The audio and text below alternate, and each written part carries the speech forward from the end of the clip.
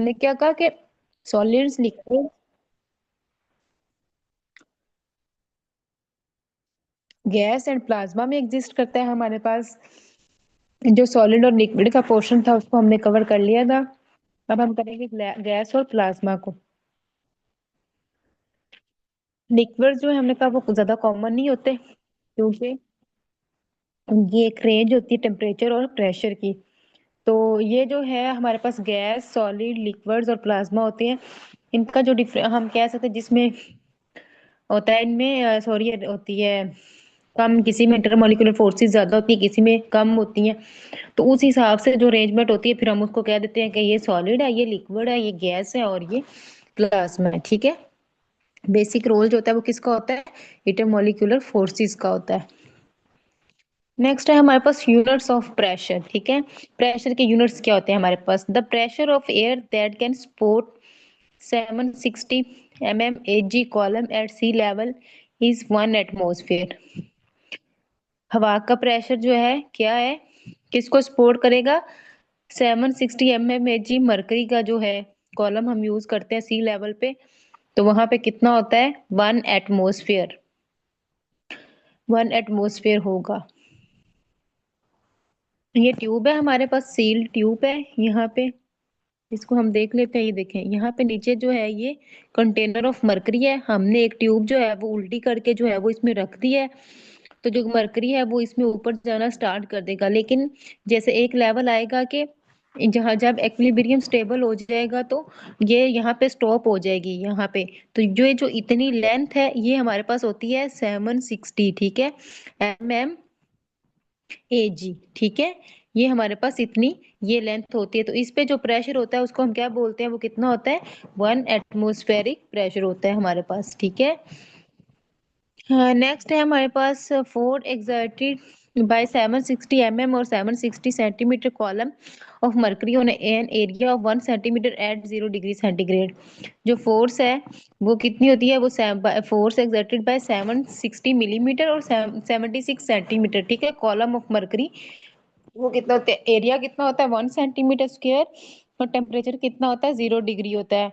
Unit pressure के क्या होते हैं? SI unit. अब आपने याद रखने के प्रेशर के जो एसआई यूनिट है वो पास्कल भी होते हैं और न्यूटन मीटर पर स्क्वायर भी होता है। और जो 1 पास्कल है वो किसके इक्वल होगा? 1 न्यूटन मीटर स्क्वायर। तो ये दोनों क्या हैं? प्रेशर के एसआई यूनिट्स हैं, पास्कल भी और न्यूटन मीटर भी। ये चीज भी जो है आपने इसको याद रखना है कि जो है हमारे पास प्रेशर है उसके जो यूनिट्स हैं वो क्या होते हैं? पास्कल और न्यूटन मीटर स्क्वायर। दोनों क्या हैं? दोनों एसआई यूनिट्स हैं इसके। ठीक है। नेक्स्ट है हमारे पास 762 किसके इक्वल होगा? 760 मिलीग्राम ऑफ मर्करी। और वो 760 मिलीग्राम किसके इक्वल होगा? 1 एटमोस्फेयर। 1 एटमोस्फेयर किसके इक्वल होगा? 101,325 पास्कल। और पास्कल अभी हमने पढ़ा किसके इक्वल होता है? न्यूटन मीटर स्क्वायर के इक्वल होता है ना। तो पास्कल जो है वो same as it is value जो है वो ही रही है, 101,325 न्यूटन पर मीटर स्क्वायर जो है। साथ हमने यूनिट क्या कर दिया? चेंज कर दिया, क्योंकि पास्कल और न्यूटन पर मीटर स्क्वायर दोनों क्या है? इक्वल यूनिट्स हैं। और जो है 101,325 न्यूटन पर मीटर स्क्वायर वो किसकी इक्वल है? जब हम उसको किलो पास्कल में कन्वर्ट कर रहे हैं तो 101.325 किलो पास्कल हो जाएगा। देन 14.7 किसके इक्वल है? पीएसआई, पाउंड्स पर स्क्वायर इंच के इक्वल है। और 101 प्रेशर का यूनिट बार भी होता है और मिली बार भी होता है। तो ये बार में इसकी वैल्यू, और ये जब हम इसको मिली बार में कन्वर्ट करेंगे तो ये वैल्यू आ जाएगी हमारे पास। पाउंड्स पर स्क्वायर इंच जो है हमारे पास क्या है?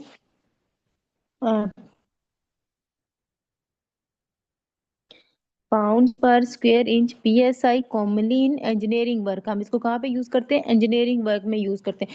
अब ये सारी वैल्यूज आपने याद रखनी है। ठीक है। वो पूछ सकता है कि पीएसआई में प्रेशर के यूनिट्स के वैल्यू क्या होती है? ठीक है। या मिली बार में कन्वर्ट करें तो कितनी वैल्यू होती है? पास्कल किसके इक्वल होता है? तो ये चीजें जो है वो सारी आपने एमसीक्यूज पॉइंट ऑफ व्यू से याद रखनी है। पाउंड्स पर स्क्वायर इंच ये कहाँ पे हम यूज करते हैं? इंजीनियरिंग वर्क में यूज करते हैं। यूनिट मिली बार कहाँ पे हम यूज करते हैं? कॉमनली यूज बाय मेटीरियोलॉजिस्ट, ठीक है। ये वो मेटीरियोलॉजिस्ट जो है वो यूज करते हैं हमारे पास क्या, जो मिली बार यूनिट है किसका? प्रेशर का। नेक्स्ट है जी हमारे पास बॉयल्स लॉ। बॉयल्स लॉ हमें क्या कहता है कि वॉल्यूम क्या है? इनवर्सली प्रोपोर्शनल किसके? प्रेशर के। और टेम्परेचर क्या होगा? कांस्टेंट होगा। Temperature and moles are constant. और जो हमारे पास प्रेशर है वो क्या होगा? वॉल्यूम इनवर्सली प्रोपोर्शनल है प्रेशर के, टेम्परेचर और मोल्स कांस्टेंट होंगे। तो जब हम प्रोपोर्शन को खत्म करेंगे तो हमारे पास कोई कांस्टेंट आ जाएगा ना, के, जिसको हम क्या बोलेंगे? के V इज इक्वल टू के पाई पी, ठीक है। तो पी भी अगर हमने के की वैल्यू निकालनी तो के इधर ही रहेगा, पी इधर क्या हो रहा है? डिवाइड हो रहा है, उधर जाके क्या हो जाएगा? वी के साथ मल्टीप्लाई। तो क्या आ जाएगा हमारे पास? P V is equal to K. तो ये क्या है हमारे पास? बॉयल्स लॉ, ठीक है। अब वो बॉयज लॉ में उसने कुछ ग्राफिकल एक्सप्लेनेशन दी हुई है हमारे पास। ग्राफिकल एक्सप्लेनेशन में वो क्या कह रहा है कि जब हम ग्राफ ड्रॉ कर रहे हैं किसके दरमियान? ग्राफ हमने ड्रॉ किया है प्रेशर और वॉल्यूम के दरमियान, ठीक है। Isotherm at 0 degree Celsius. Temperature हमने एक ही रखा लेकिन वैल्यूज जो है वो हम चेंज करते गए तो हमारे पास ऐसी कर्व आ जाएगी, ठीक है। दूसरा ग्राफ जो है वो भी प्रेशर के दरमियान है और किसके दरमियान है? वॉल्यूम के दरमियान है। लेकिन ये आइसोथर्म में था, हम टेम्परेचर चेंज नहीं कर रहे थे। लेकिन इसमें क्या है? इसमें हम टेम्परेचर चेंज कर रहे हैं। जब टेम्परेचर 0 डिग्री पे था तो हमारे पास ये कर्व आई थी, और जब टेम्परेचर हमने ज्यादा कर दिया तो टेम्परेचर ओरिजिन से और ज्यादा दूर हो गई है, ठीक है। 25 डिग्री पे और ज्यादा दूर हो गई है। तीसरा ग्राफ हमारे पास हमें क्या बताता है जी? हमारे पास किसके दरमियान है? 1/v के दरमियान है और जो है प्रेशर के दरमियान है, ठीक है। अब यहाँ पे क्या हो रहा है? ये T1 और T2 है। अब दोनों में क्या हो गया? डिस्टेंस है। जैसे ही टेम्परेचर को हम छेड़ रहे हैं, टेम्परेचर ज्यादा कम कर रहे हैं, तो जब टेम्परेचर हमारा कम था तो जो है लाइन जो थी वो डेविएट कम की थी, लेकिन जैसे टेम्परेचर ज्यादा किया तो वो ज्यादा ऊपर चली गई, तो दोनों का डिस्टेंस ज्यादा हो गया। तो इसलिए T2 ग्रेटर देन है किसे? T1 से। तीसरा ग्राफ जो है वो हमारे पास किसके है? पीवी प्रेशर है हमारे पास एक्सिस पे। एक्सिस पे क्या है हमारे पास? प्रेशर है, ठीक है। और दूसरे जो है वो क्या है? एक एक्सिस पे है पीवी इज इक्वल टू के, कांस्टेंट की हमने वैल्यू ली है। तो ये जो है ये बॉयल्स लॉ को एक्सप्लेन कर रहा है कि जो हमारे पास स्ट्रेट लाइन आएगी वो किसको एक्सप्लेन करेगी? पीवी के जो है वो बॉयल्स लॉ को एक्सप्लेन कर रहा है, ये वाला ग्राफ, ठीक है।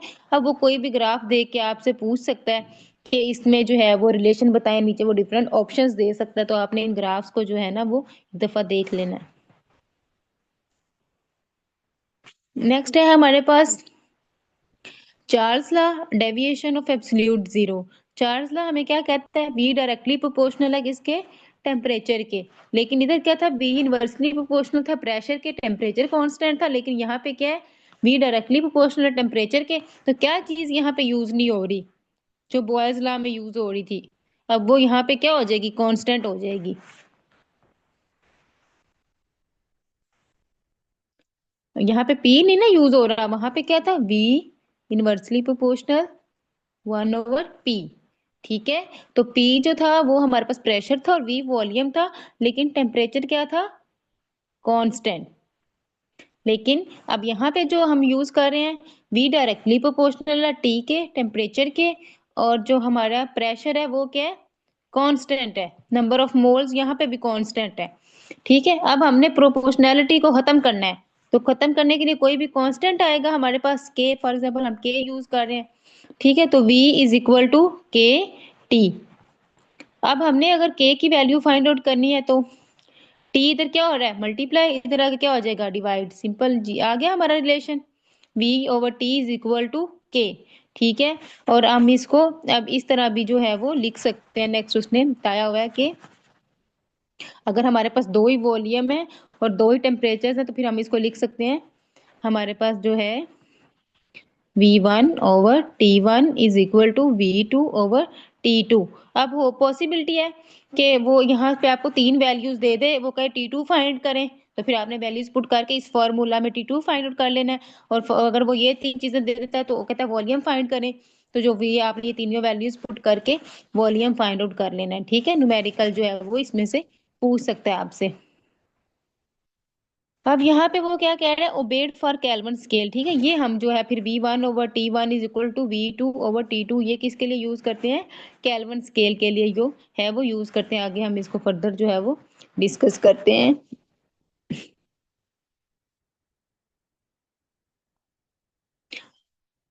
Quantitative relationship between T and P. अब हमने क्वांटिटेटिव रिलेशन बताना है किसके दरमियान, टेम्परेचर और प्रेशर के दरमियान। फॉर एवरी 1 डिग्री राइज और फॉल इन टेम्परेचर, किस में फॉल और राइज होगा, कि टेम्परेचर है।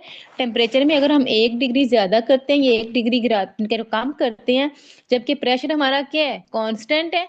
तो जो वॉल्यूम है कोई भी गैस, उसमें जो इंक्रीज और डिक्रीज होगी वो क्या होगा, कितना होगा, 1/273। एक 273वां हिस्सा जो है ओरिजिनल वॉल्यूम के, वो जब हम 1 डिग्री टेम्परेचर जो है वो राइज करेंगे या फॉल करेंगे, राइज करेंगे तो इंक्रीज कर जाएगा, जो फॉल करेंगे तो डिक्रीज कर जाएगा। कौन से टेम्परेचर पे, 0 डिग्री पे। क्या होगा हमारे पास, फॉर एवरी 1 डिग्री राइज और फॉल इन टेम्परेचर, जो हमारा वॉल्यूम है वो कितना इंक्रीज और डिक्रीज करेगा, 1/273 ऑफ इट्स ओरिजिनल वॉल्यूम। जितना भी उसका ओरिजिनल वॉल्यूम है उसके, वो कितने किससे, 273वां हिस्सा जो है वो उसमें कम या ज्यादा होगा। अगर हम टेम्परेचर कम करते हैं तो ज्यादा होगा, अगर हम टेम्परेचर गिराते हैं तो कम करते हैं तो वो भी वॉल्यूम भी जो है वो कम होगा, ठीक है। इस चीज को वो एक्सप्लेन कर रहे हैं यहाँ पे, समझ आ गई है इस बात की।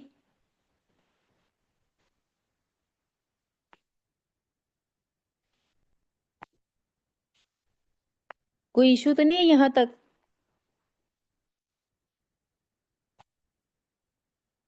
नेक्स्ट है हमारे पास, at 0 degree the volume of gas is 546 centimetre cube. क्या होता है कि 0 डिग्री पे जो वॉल्यूम है गैस का वो कितना होता है हमारे पास, ये चीज आपने याद रखनी है। समझ आ गई है यहाँ तक, इशू तो नहीं है। 0 डिग्री पे वॉल्यूम गैस का कितना होता है, 546 सेंटीमीटर क्यूब। टेम्परेचर कितना है, 273 degree. Volume is double, volume क्या हो जाएगा, डबल हो जाएगा, 1092 centimetre cube. Zero at -73 degree Celsius, ठीक है।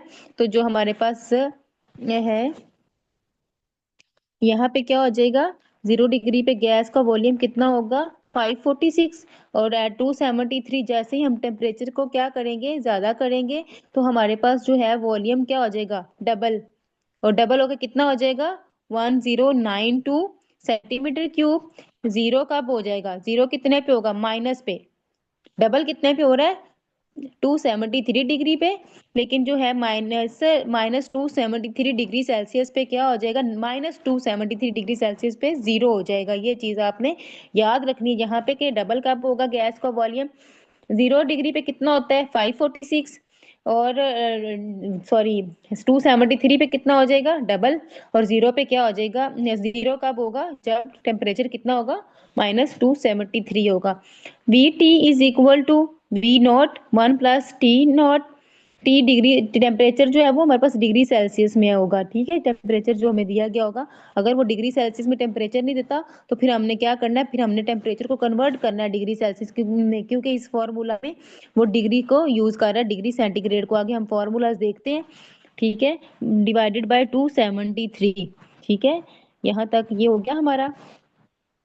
यहाँ तक किसी का क्वेश्चन है तो वो पूछ ले, किसी को कोई बात समझ नहीं आई तो।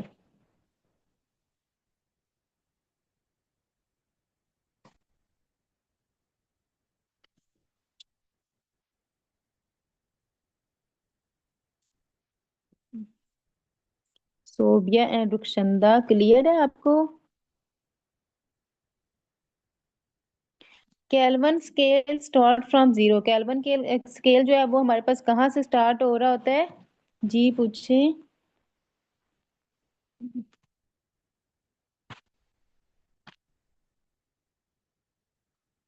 ओके जी। हमारे पास केल्विन स्केल है जो वो कहाँ कहाँ से स्टार्ट हो रहा होता है, जीरो से स्टार्ट हो रहा होता है। -273 जो है वो क्या है, वो किसके इक्वल है, 0 केल्विन के, और 0 एब्सोल्यूट भी बोलते हैं उसको। अब ये चीज भी आपने याद रखनी है कि यहाँ पे जो हमारे पास -273 है वो किसके इक्वल होता है, 0 के इक्वल होता है। जैसे कि हमने अभी पिछली स्लाइड में डिस्कस किया है, यहाँ पे हमने डिस्कस किया कि जीरो वॉल्यूम जो है वो 0 हो जाएगा -273 पे, ठीक है। तो -273 जो है वो हमारे पास किसके इक्वल है, 0 के इक्वल है। तो यहाँ पे वो चीज बता रहा है -273 डिग्री सेल्सियस जो है वो किसके इक्वल है, 0 के इक्वल है, ठीक है। और यहाँ पे केल्विन, इसको 0 केल्विन भी बोलते हैं और 0 एब्सोल्यूट भी बोलते हैं। तो आपको पता होना चाहिए कि 0 एब्सोल्यूट किसको कहते हैं या 0 केल्विन किसको कहते हैं, या आपको पता होना चाहिए कि 0 केल्विन केल्विन कितने टेम्परेचर पे होता है हमारे पास। तो आपको -273 डिग्री सेल्सियस पे होता है, ठीक है। Temperature was volume straight line. Temperature was volume straight line cuts the temperature axis at -273.16 degree Celsius. अब ये ग्राफ है हमारे पास, इस ग्राफ को पहले हम देखते हैं। ये टेम्परेचर है हमारे पास और ये वॉल्यूम है। अब जीरो पे क्या होता है, गैसेस का हमने क्या कहा, केल्विन स्केल कहाँ से स्टार्ट होता है, 0 से, ठीक है, ये 0 से ऑनवर्ड। लेकिन जैसे ही वो हमारे पास है क्या कहते हैं, सॉलिड या लिक्विड में कन्वर्ट होना स्टार्ट होएगा, एक पॉइंट आएगा, तो फिर जो है वो हम उसको डॉटेड लाइन से जो है वो शो करना शुरू कर देंगे, ठीक है। तो -273.5 ऐसा टेम्परेचर है कि जिसमें फर्दर वो जो है वो गैसियस स्टेट में नहीं रहता हमारे पास, ठीक है। Possible only if we extra plot the graph up to -273.16 degree Celsius, ठीक है। तो अगर हम एक्स्ट्रा ग्राफ प्लॉट करते हैं, डॉटेड लाइन में चले जाते हैं, तो तब तक जो है कि वो एग्जिस्ट कर सकता है। This is lowest possible temperature, ये सबसे लोएस्ट पॉसिबल टेम्परेचर है, ठीक है, जो एग्जिस्ट कर सकता है। If substance remain in gaseous state, तब तक जब तक जो सब्सटेंस है, जो हमारा है स्पीशी है, वो किस में रहती है, गैसियस स्टेट में रहती है। लेकिन जैसे ही वो सॉलिड या लिक्विड में जाएगी, तो मीटिंग आपने इसी से दोबारा ज्वाइन कर लेनी है। जैसे दोबारा जाएगी, सॉरी चला जाएगा उसमें, इससे क्या कहते हैं, टेम्परेचर इससे होगा ज्यादा होगा, सॉरी और कम हो जाएगा, तो हमारी जो चीज है वो गैसियस स्टेट में नहीं रहेगी, वो सॉलिड या लिक्विड में चली जाएगी, तो फिर वो मजीद एग्जिस्ट नहीं करेगी। Actually all the gases are converted into liquids. तमाम गैसेस को हम किस में कन्वर्ट कर सकते हैं, लिक्विड्स में। किस टेम्परेचर पे, इस टेम्परेचर से ऊपर ऊपर जितनी भी होगी उनको कन्वर्ट कर सकते हैं, लेकिन -273.16 डिग्री सेल्सियस पे नहीं कर सकते, ठीक है। दूसरा ग्राफ क्या है, टेम्परेचर और वॉल्यूम के दरमियान ही है, लेकिन यहाँ पे क्या चीज है, प्रेशर है, ठीक है। जैसे जैसे प्रेशर ओरिजिन पे प्रेशर जो है वो सेम था, तो वहां लेकिन जैसे जैसे हम जो है वो प्रेशर को क्या करते गए हैं, बढ़ाते गए हैं, तो हमारे पास जो है वो डेविएशन भी ज्यादा आती गई है, ठीक है। जैसे P1 P2 P3 P4, ठीक है, ऑनवर्ड जो है ये हमारे पास डेविएशन जो है वो ग्राफ में आती गई है, जैसे जैसे हम क्या करते गए हैं, प्रेशर को चेंज करते गए हैं। नेक्स्ट आ गए हमारे पास स्केल्स ऑफ थर्मोकेमिस्ट्री, ठीक है। स्केल्स क्या होते हैं, स्केल सेंटीग्रेड स्केल जो है वो क्या है हमारे पास, सबसे पहले 0 to 100 is divided into 100 equal parts and each part is 1 degree centigrade, ठीक है। उसने क्या कहा कि हमारे पास कितने पार्ट्स होते हैं, 100 पार्ट्स होते हैं। कितने पार्ट्स हैं, 100 पार्ट्स हैं हमारे पास। तो जो एक पार्ट है is divided into 100 equal parts and each part is equal to, हम एक सबको किस में डिवाइड करते हैं, 100 पार्ट्स में डिवाइड करते हैं, और हर पार्ट किसके इक्वल होता है, 1 डिग्री सेल्सियस के इक्वल होता है, ठीक है। किसके इक्वल होता है, हर पार्ट जो है 100 में से हर हिस्सा किसके इक्वल होगा, 1 डिग्री के इक्वल होगा। अब यहाँ पे जो है फ़ारेनहाइट स्केल है, फ़ारेनहाइट स्केल जो होता है उसमें 32 Fahrenheit to 212 Fahrenheit is divided into 180 parts. कितने पार्ट्स में हम डिवाइड करते हैं, सेंटीग्रेड में 100 पार्ट्स हैं, फ़ारेनहाइट में 180 पार्ट्स है, और ईच पार्ट जो है वो किसके इक्वल होता है, 1 फ़ारेनहाइट होता है, ठीक है। एब्सोल्यूट के और केल्विन स्केल जो है वो किसके इक्वल होता है, 273 केल्विन टू 237। तो केल्विन किसके इक्वल है, kelvin is equal two degree centigrade plus 273.16, ठीक है। अब यहाँ पे वो केल्विन की वैल्यू दे देता है, तो वो कहता है डिग्री सेंटीग्रेड निकालें, तो फिर आपने डिग्री सेंटीग्रेड यहाँ पे जो है ना वो फाइंड आउट कर लेना है। 273.16 इधर क्या हो रहा है, प्लस हो रहा है, उधर जाके क्या हो जाएगा, माइनस हो जाएगा, K minus 273.16 is equal to CD। तो ये हमारे पास किसकी वैल्यू आ जाएगी, डिग्री सेंटीग्रेड की वैल्यू आ जाएगी। इसी तरह बाकी फॉर्मूला से भी आप दूसरे की वैल्यू निकाल सकते हैं। नेक्स्ट है हमारे पास degree centigrade is equal to 5/9 into Fahrenheit minus 32। ठीक है, ये किसका फॉर्मूला है, डिग्री सेंटीग्रेड का।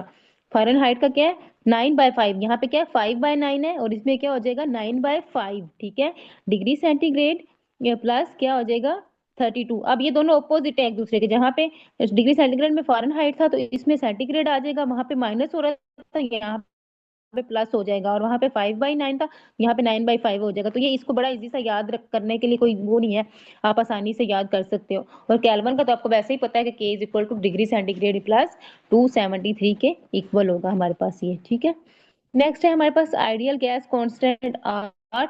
वो क्या होता है, for 1 atmosphere 1 mole zero degree centigrade 273 kelvin होता है जी। हमारे पास आइडियल गैस के लिए ये वो बता रहा है। प्रेशर क्या होगा, एटमो 1 एटमोस्फेयर, नंबर ऑफ मोल्स क्या होंगे 1 मोल, टेम्परेचर क्या होगा 0 डिग्री या 273 केल्विन होगा। ठीक है, वॉल्यूम क्या होगा 22.414 DM³ ये किसके लिए, आइडियल गैस के लिए इस वैल्यू है। पीवी हमने किसके इक्वल पढ़ा था, PV is equal to NRT। तो यहाँ पे हमने क्या किया कि आर की वैल्यू निकाली। आर की वैल्यू क्या होती है, हमने लास्ट टाइम भी डिस्कस की थी। आर के डिफरेंट यूनिट्स जो हैं वो हैं जो हमारे पास एग्जिस्ट करते हैं, 0.0821 डेसीमीटर एटमोस्फेयर पर केल्विन पर मोल। अब हमने अगर आर के यूनिट्स को मजीद कन्वर्ट करना है किसी और यूनिट में, तो जो पर केल्विन पर मोल तो एज इट इज ही रहेगा। किसके चेंज होंगे यूनिट्स, वॉल्यूम के और उसके प्रेशर के, जस्ट वॉल्यूम और प्रेशर के यूनिट्स जो है वो चेंज होंगे हमारे पास। तो यहाँ पे अब हमने इसको कन्वर्ट करना था, हमारे पास DM³ सॉरी एटमॉस्फेयर में है, तो हमने किस में कन्वर्ट करना है, mmHg मरकरी में करना है। तो फिर हम क्या करेंगे, तो इसकी वैल्यू क्या आ जाएगी, इसको 760 से 760 एक स्टैंडर्ड वैल्यू है ना, हमने पीछे डिस्कस कर लिया हुआ है, तो वो किसके इक्वल हो जाएगी, हमारे पास 62.4 DM³ मिलीग्राम मरकरी पर केल्विन पर mole. 1 milligram of mercury is equal to 1 torr. अब 1 मिलीग्राम ऑफ मरकरी किसके इक्वल होता है, 1 टोर के इक्वल होता है। टोर भी किसका यूनिट है, प्रेशर का यूनिट है। तो हम जो है जो जो है उसकी जगह पे ऑफ Ag की जगह पे क्या पुट कर सकते हैं, टोर पुट कर सकते हैं। वैल्यू हमारे पास वही रहेगी 62.4 DM³ टोर पर केल्विन पर मोल। ठीक है, 60। अब हमने कि जी वॉल्यूम के यूनिट चेंज कर दिए, वहां पे हम क्या यूज कर रहे हैं सब में DM³, लेकिन यहाँ पे हमने क्या कर दिया सेंटीमीटर क्यूब, और सेंटीमीटर क्यूब भी जो है वो किसके यूनिट है, वॉल्यूम के यूनिट्स है। ठीक है, तो ये हमारे पास हो जाएगा 62,400 सेंटीमीटर क्यूब टोर पर केल्विन पर मोल। और 1 डेसीमीटर क्यूब किसके इक्वल होता है, 1000 सेंटीमीटर क्यूब के। तो यहाँ पे हम इसको इससे मल्टीप्लाई कर देंगे तो हमारे पास ये आ जाएगी, ये वाली वैल्यू आ जाएगी 62,400। जब हम इसको मल्टीप्लाई करेंगे इस वैल्यू को किससे, 1000 से, क्योंकि हमने कहा कि DM³ किसके इक्वल होता है, 1000 सेंटीमीटर क्यूब के इक्वल होता है। ठीक है, ये चीज हो गई। फिजिकल मीनिंग क्या है, for 1 mole of an ideal gas at 273.16 kelvin and 1 atmosphere if temperature increase by 1 kelvin. को कहता है कि 1 मोल आइडियल गैस है, टेम्परेचर कितना है 273 है। ठीक है, और प्रेशर कितना है 1 एटमोस्फेयर। टेम्परेचर कैसे, टेम्परेचर इंक्रीज होगा कितना, जब हम उसमें 1 केल्विन इंक्रीज करेंगे temperature, then it will absorb, तो वो कितने जो है अमाउंट ऑफ एनर्जी अब्सॉर्ब करेगा, 0.0821 डेसीमीटर एटमोस्फेयर ऑफ एनर्जी। ठीक है,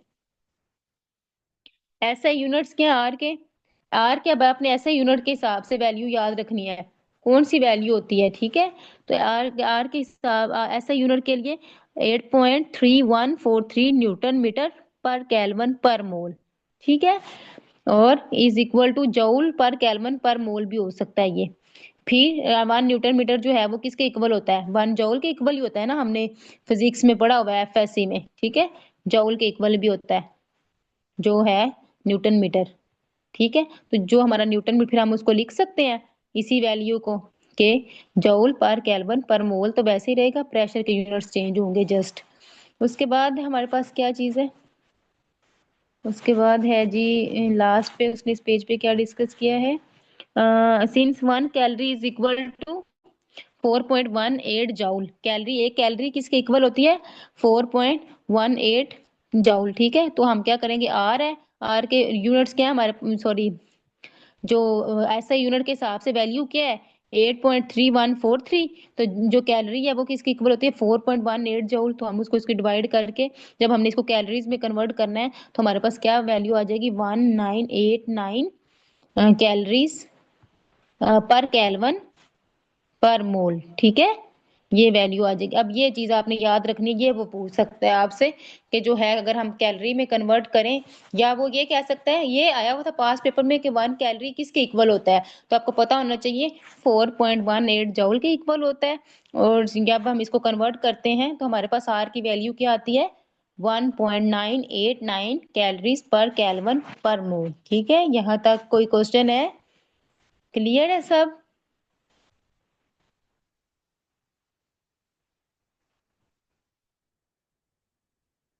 क्लियर है, तो फिर हम अगले पेज पे मूव करते हैं।